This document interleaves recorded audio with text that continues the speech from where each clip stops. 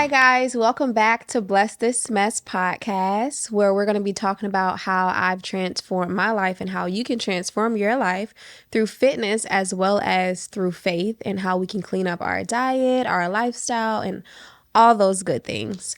Today, we're going to talk about 5 things that you can do to jumpstart your fitness journey that's going to help you so that you don't waste time or get lost and have to start and stop and start and stop.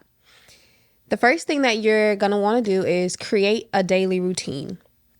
You're going to want to figure out when you're going to work out, whether it's going to be in the morning or it's going to be in the evening, it's going to be in the daytime, is it going to be before work, is it going to be after work? We have to figure that out to get you a routine, because if you don't have a routine, 9 times out of 10, you're going to be inconsistent. You're going to skip your workouts. You're going to make excuses. You're not going to meal prep. You're going to be unprepared. It's not going to work. So the first thing you want to do to jumpstart your journey is to create yourself a routine.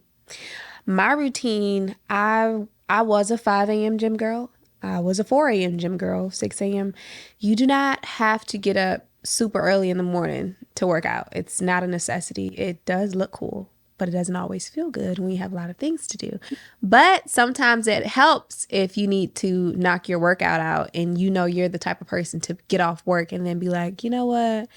I don't feel like it. So you have to do what's best for you. Don't do what everybody else does because they do it. Do what's best for you. That's important through your whole fitness journey, no matter what it is, down to the things that you eat.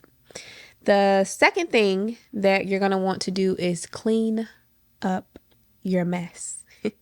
So that looks like sitting down, looking at all of those bad habits that got us to where we are in the first place. So you don't just start. You got to do a little bit of undoing and unlearning before we relearn and start doing the things that we need to do. So that might look like, okay, I'm lazy. Working out is also going to help you not be lazy. It's going to give you some more energy. But if you're lazy, we have to kick that habit. If we sit down and chill all day and we're not productive, we have to kick that habit. If we like to sit down and eat bags of Doritos or lay down and we have to eat as we watch TV, we have to kick that habit. If we like to go out and drink and party and smoke, we have to kick those habits, or we have to minimize the things that we're doing that are detrimental to our health and to our fitness journey. So some good habits that we could pick up is meal prepping. So that way, you know, you're not under eating, you're not overeating. You might want to start looking at replacements for those things that you love so much, like your favorite chips that aren't so good for you. We have to start loving things that love us back. And Doritos do not love you back. So a healthier option for the foods that you love so much. Soda is terrible anyway. I know there's some soda people out there, but can we sparkling water, you know? Replace those things. Sit down and replace those things, because you can't just cold turkey it. You can, if it works like that for you. It was not that hard for me, but to avoid that, we can just find replacements for the things we love. So vegan chocolate instead of chocolate, you know, vegan cookies instead of regular chocolate chip cookies. Find better ingredients for the things that you like instead of regular pasta. I like Bonza pasta, actually. It's chickpea pasta. It's in an orange box. You can find it at Walmart. Or whole grain, whole wheat pasta instead. Same thing for bread. Instead of white bread, we can do whole grains. The list goes on. Okay. Follow me if you want more tips for that on Instagram at Thomeisha. The third thing that you're going to want to do to jumpstart your fitness journey is to follow a solid workout plan. If you're going to go to the gym, or if you're going to work out at home, or if you're going to work out outside, it does not matter. I prefer that you lift weights. I'm always going to promote weightlifting over here, but you need to follow a solid plan. If you go to the gym or you're at home and you don't know what you're doing, or you're doing things wrong, or whatever the case may be, you're not going to get the best results. So in order to get results and in a good amount of time, I'm not saying it's going to happen overnight. I didn't say that. But if you want good results and you want to be safe and effective, you need to follow a solid workout plan. Your workout plan can't have loops and holes in it. You can't work glutes every day, ladies. And men, you also have to work your lower body. You don't want a big upper body and a small little body. Okay, or lower body. So you want to make sure you have a solid workout plan. That's going to look like making sure that, ladies, train your upper body at least 2 times a week. At least 2. That's it. Lower body, have at it. How many times a week should you work out? Those things depend on your goals, and it depends on where you currently are. So that's why you need a solid workout plan. I can't tell you that because 5 days a week might work for me and it might work for my schedule, but 3 days a week might work for you and it might work for your schedule. And my 5 days a week is going to look different when I break up those muscle groups that I'm going to be training versus if I were to do 3 days a week. I might do full body all 3 days. You see? So you just need a solid workout plan. Are you going to be working out 30 minutes? Are you going to be working out an hour? You got to figure those things out so that when you go to work out, you're not trying to figure it out. You're not confused. You know what to do. If you need help with a solid workout plan and a meal plan, I offer that service. Okay. Along with a solid workout plan, you're going to do the same thing for your diet. Your diet is Your diet is not going to look like my diet or the next person's diet. Some people are vegan. Some people are vegetarian. Some people are pescatarian. Some people don't care if they eat beef and pork, okay? However, everyone should be making sure that they're getting those healthy fats because that helps with our hormones and our brain and a whole lot of other functions, and the visceral fat, which is the fat inside of our body that we can't even see, that clogs your arteries and all those good things. Yeah, we don't want that. You're going to want to make sure you're getting enough protein. I don't care if your protein is beef and pork, but you need enough protein. I don't recommend beef and pork. Number 3, you're going to make sure that you're eating those healthy carbs and you're kicking those bad ones to the curb. So your diet needs to match your goals and what you're trying to accomplish with your body, basically. So me, I'm on a high protein diet. I want muscles. I want lean muscles. I want abs. So I'm not going to eat a bunch of those bad carbs. Even though sometimes I want to indulge in those vegan chocolate chip cookies, I'm not going to do it because I want abs. The good carbs that I like to eat are jasmine rice, brown rice, sweet potatoes, oatmeal. And lately I've been liking those Dave's Killer bread. What do you call those things? McMuffins? They're not McMuffins.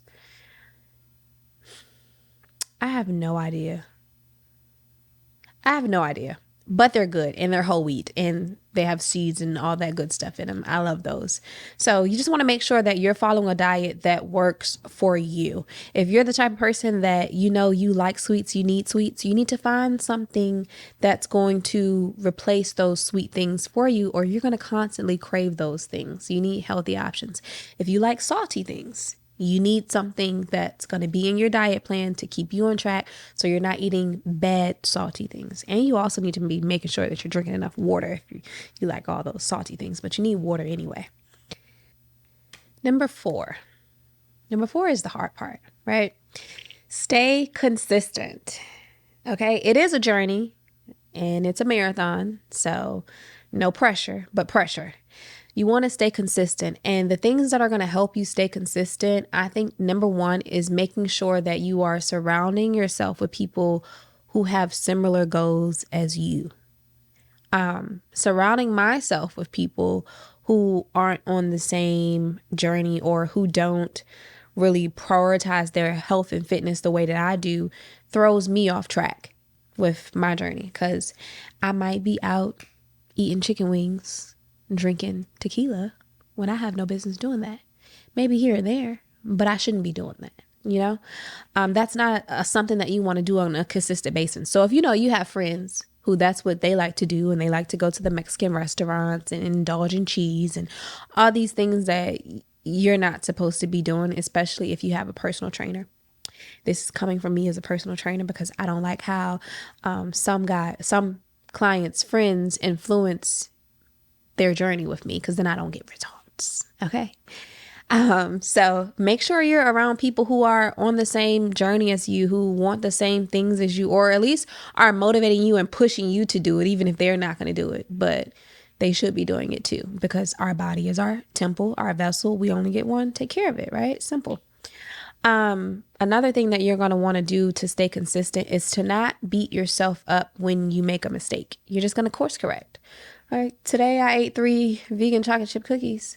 Tomorrow I just won't eat any. Okay. Or I won't eat any more for the rest of the day. But I'm not going to beat myself up because I ate it. I'm just not going to continue to make that a habit. You don't want to create habits out of the mistakes that you do make.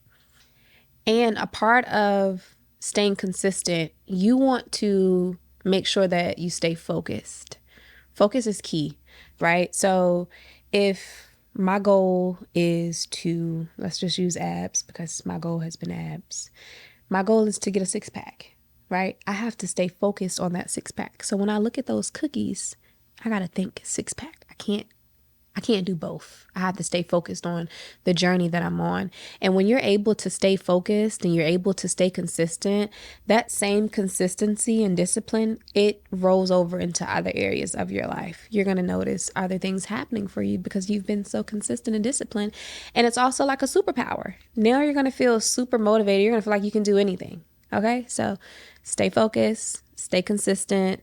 Motivation doesn't matter. It's going to come and it's going to go away every other day. Okay.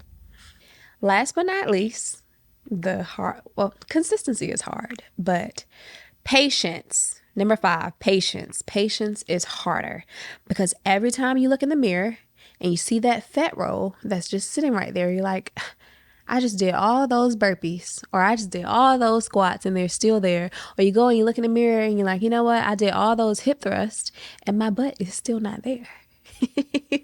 You want to have patience. Rome was not built in a night or a day. Okay. I know Jesus created all this greatness in 7 days, but that's not how our bodies work. And that's not how we work. We're not God. Okay.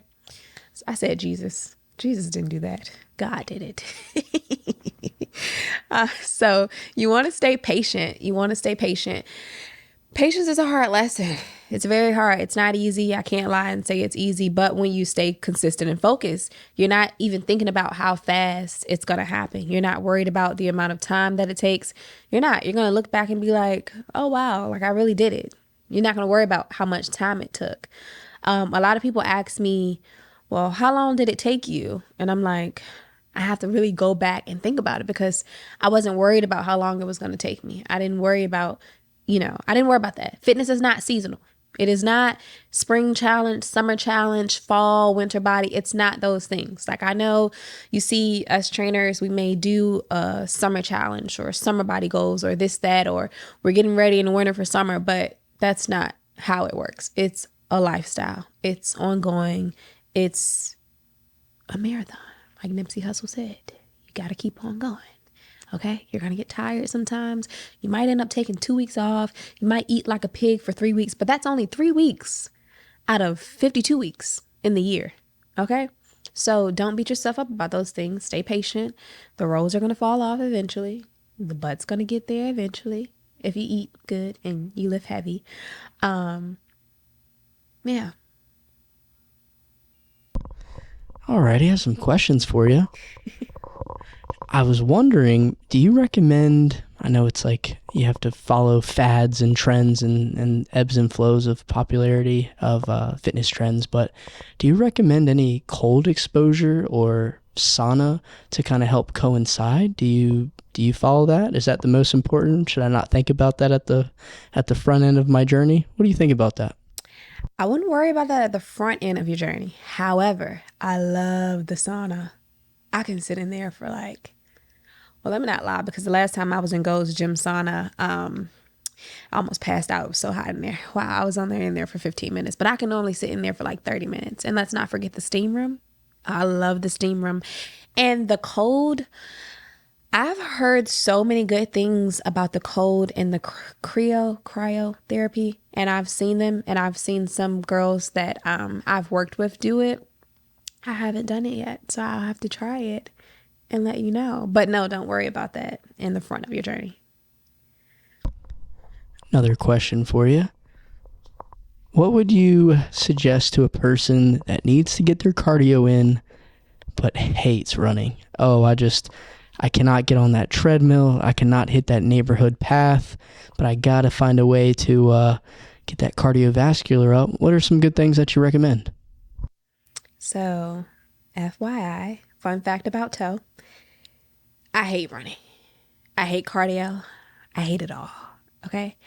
I've started running more and doing more sprints because I know it's so good for you and your heart. And boxing is tiring and you have to do your cardio to box. But so my thing, like say I get on the Stairmaster or I'll do like a high incline walk on the treadmill. Speed is like 3. It's like a speed walk. How I get through that is once I get to, because at first I know I'm going in to do 30 minutes, 20 or 30, maybe an hour, depending on my goals. But you want to work your way up. So you're not going to probably start with 30 minutes. You might start with 15. Next week I'm doing 20. Next week I'm doing 30. But I'll be like, all right, 5 minutes in, I'm like, I'm tired, especially on the Stairmaster. Then I get to 5 minutes and 5 seconds. I'm like, girl, you can do 10 minutes. Like, are you a punk? You can do 10 minutes. Then I get to 10 minutes and I'm like, oh my God, I want to get off. I want to get off. But then that negotiator in my head starts going and I'm like, no, I could do 15 minutes. Like I've already did 5. I could do 15. And then I get to 20 and I be like, oh, I turn on like my favorite song. And then it's from there. It's like, it's all she wrote. Turn on my, like all I need is 3 more songs. So I look at it as songs. So if you got to do 30 minutes of cardio, let's find, that's probably like about 10 songs. 10 of your favorite songs that are going to get you like, y'all know I love Lil Baby. But Beyonce, that Renaissance album, and Take It Back, the Beyonce days to, what's that song? It's my favorite cardio song. I'm having a brain fart. Get Me Bodied. Oh, that gets you going. It gets you going. I don't care if you're on the Stairmaster, you're on a treadmill. It's treadmill. Yeah, treadmill. Or if you're outside trying to do sprints, that is how you get the cardio in because I hate it. But it's good for you. So like I said, love those things that love you back. It's really good advice on thinking about his number of songs. Never really thought about it like that. Do you have some examples of some healthy fats that you were discussing, and where should I go in the grocery store for that, and how much? And we really need some help there. Okay. So my favorite healthy fats, which there's healthy fats, but the easiest way to get in your healthy fats is oil. Avocado oil. I think olive oil is a healthy fat too, if I'm not mistaken. But avocados, like I used to eat avocado toast for breakfast, or sometimes I still will, but sliced avocado, spread it in there. If I ever go to Kava and I get a bowl, I make sure they add avocado to my bowl. They be like, it's extra. Okay. I asked for the avocado. Just give me the avocado. Thank you, Kava. Salmon is a good source of healthy fat. I love salmon. And I love salmon with sweet potatoes. Healthy fat, healthy carb, easy, win-win. And those oils, nuts are healthy fats, like almonds. Yeah, I might be missing a few, but those are my fave. And the oil is the easiest way. I cook in avocado oil or olive oil every day. Give us a day of your full eating. Like if I, obviously pick a random one, but when should I eat? When should I stop? Should my plate be half protein, half carbs? What's that breakdown look like? That's a great question. That's a really good question. Okay. So for me, I'm going to wake up and I'm going to start my day with Arbonne. If you guys don't know what Arbonne is, then let me inform you. It's the best thing since sliced bread. I found out about Arbonne when I was in Cali. I had a friend who, well, not a friend, but I met her at a boot camp that we were both going to start doing. And she introduced me to Arbonne and I fell in love. So the first thing I'm going to do in the morning is I'm going to have my Green Gut Glow drink from Arbonne. It's greens, it's 36 servings of fruits and vegetables. I add a gut health digestion pack, which is probiotics and prebiotics. You didn't even know that you needed prebiotics. You didn't even know that you needed probiotics. Okay. And inside of that too, which is also an option, they have a package that includes the skin elixir, which is for collagen, hence the skin. Okay. I'm going to start my day with that on an empty stomach, and I'm going to make sure I drink some water. My breakfast is going to be oats. It's going to be one of those McMuffin things that I was trying to tell you. I can't, but let's figure out what that is, because I don't want to tell y'all it's a McMuffin, and I don't think is it a English muffin? Yes. English muffin. There it is. English muffin. English muffin. Okay, sorry. Let me break that down more. So I'll eat oats by themselves. That's breakfast for me. And I can add bananas or I'll add blueberries. That's one meal that I'll have for breakfast. Or two, my breakfast might be egg whites with turkey bacon and spinach. And maybe one of those English muffin, the whole wheat ones. That's breakfast for me. Lunch is probably going to be ground turkey. I like to eat either 99% lean, 1% fat, or lately I just finished eating 7% fat ground turkey with some jasmine rice and some kale. Or it might be a chicken wrap, or it might be grilled chicken with jasmine rice and green beans, a vegetable. And then dinner will probably be salmon and sweet potatoes with green beans or a vegetable. I don't like many vegetables. It's either green beans, spinach, kale. I'll do asparagus. I don't really like it, but I'll tolerate it. Collards. That's pretty much it. So it's one of those things. I'm eating in high protein right now, like I said, for my muscles and all that good stuff, how I'm trying to cut up and look good. But your plate, if I was to generalize it, your plate should be, let's say, if we're going in a fours, then we'll have, how do I break that down? What I'm trying to say is you're going to have mostly protein and veggies. Mostly protein and veggies, and then carbs, and then your small amount of fats. It's like 1/8 fats. You're going to do like 2/4 protein. And then, okay, my math is not mathing. But if we have a plate, I'm a demonstrator. We have a plate, okay? This much of my plate is going to be protein, and then this much is going to be veggies, this much is going to be carbs, and then I'll have a little bit of fat. So that's how you want to get your nutrition going. Very nice. I see a lot of fasting, intermittent fasting, eating windows. You should never eat past 7 p.m. See all those types of things. What do you find that's helpful, and what do you think is biting off more than you can chew, even though it's not? Like what kind of, where's your line in the sand of what you find helpful and what you think might distract from your overall fitness marathon, so to speak? I think intermittent fasting is helpful, but it's not if you're starving yourself, and it's not if it's a burden for you. Like I said, you have to find those things that work for you. So if your schedule, let's say you work a 9 to 5 job and you don't have time to eat breakfast before work, intermittent fasting might be good for you because you're not eating before 9 a.m. So let's say you start eating breakfast at 11 a.m. on your first break at work. And then let's say you're doing a 12-hour window. So your last meal can be at 11 p.m. because you get off work late, and then maybe you work out after, or you have kids that you have to pick up and do this and do that. So you have that 12-hour window. Excuse me. Some people do intermittent fasting and they'll do an 8-hour window.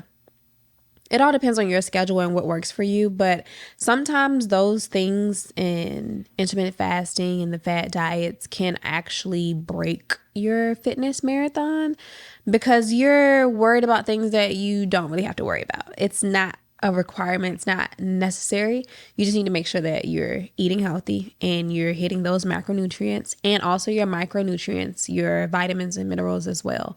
So I wouldn't stress about intermittent fasting. Like I have a client, I'm like, what did you eat today? She's like, well, I had some yogurt. And I'm like, girl, you didn't eat any food. Well, I'm intermittent fasting. You started eating at 3 p.m. When's your last meal? Like you want to make sure you're at least getting 3 healthy meals a day. You wouldn't even believe me if I told you on a good day, I'm going to have 5 whole meals, at least 4. Okay. I need to, if you're really active, you're going to need the food. Food is energy. Carbs is energy. Okay. So you're going to make sure that you're wanting to do that. You don't want to get too sidetracked on things that don't really matter. Those are like less of a priority. Intermittent fasting is less of a priority. Coach Toe, I love Pepsi. I love Coke. I've been known to drink a Mountain Dew. Are the diet versions going to help me get to a state faster, or am I wasting my time? I would love to tell you that you are wasting your time. Let's see how much sugar is in a diet Pepsi. Even though I think they make like 0 sugar, but that's disgusting. It's not even the same. You don't even get the same with the same burp out of the Pepsi. But let's see. No, they don't put any sugar in it, but they do put. Let's see. And you guys, whenever you don't know something, Google is your best friend. Remember I said about being lazy? Let's see.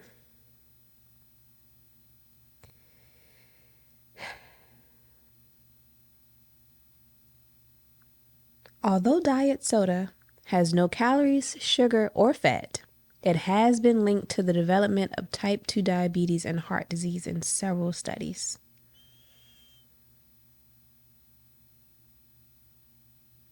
I remember they used to talk about how diet sodas were actually worse for you than the regular sodas.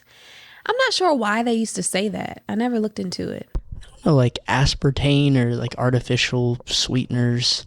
I think that was something that was talked about, but I think the overall consensus is water's probably better, right? Water is better because I think that in my mind, my logic, right? If I'm addicted to Pepsis and I love these sodas and then I'm like, oh, well, I'm just going to have the diet version instead.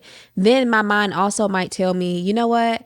I can have even more because it's more healthier than the regular, which is going to lead to like me having worse cravings and me doing like it's a loop that you just want to stay away from. I just would stay away from it. Water is better. Hey, go for the sparkling water too. I don't really like sparkling water, but is there a required amount of water I should get a day? I'm sure it depends a little bit on body weight and activity, but is there a certain benchmark that you'd recommend to kind of keep you hydrated and keep you hitting your goals? Yes. It's gonna be half of your body weight in ounces. So I'm about 150 pounds. So yeah, my math won't math in early. I don't think it's about to math right now. Is that 75? I believe that's 75. 75. My math is mathing too. I'm actually really good in math. It's always been my favorite subject. I don't know what's happening today, but that's going to be 75 ounces of water that I'm going to drink minimum per day, making sure I get my water intake. But because everybody can't drink a gallon. Everybody can't drink a gallon. Everybody doesn't want to go having, because when I'm drinking a gallon of water, I'm pulling over to go pee. Everybody doesn't want to deal with that. So just making sure you get those or 8 glasses a day and then you're good to go. All right. If you have any questions for Coach Toe, please put them in the comments. We love to answer them. All the resources are there for you to find her, connect with her. You got anything else for me? I don't have any questions for you, but you had some great questions for me, so thank you. Not a problem. So those are your 5 things that you're going to do to jumpstart your fitness journey. If you have questions for me, make sure you leave them in the comment section. Make sure you follow me on Instagram at Thomeisha, Thomeisha. Make sure you spell that right. You don't have to say it right, but spell it right. You can also sign up through my app if you need help with your meal plans, if you need help with your workout plans. You're going to find that at www.infinite-curves.com. And make sure you stay tuned for our next episode. Thank you.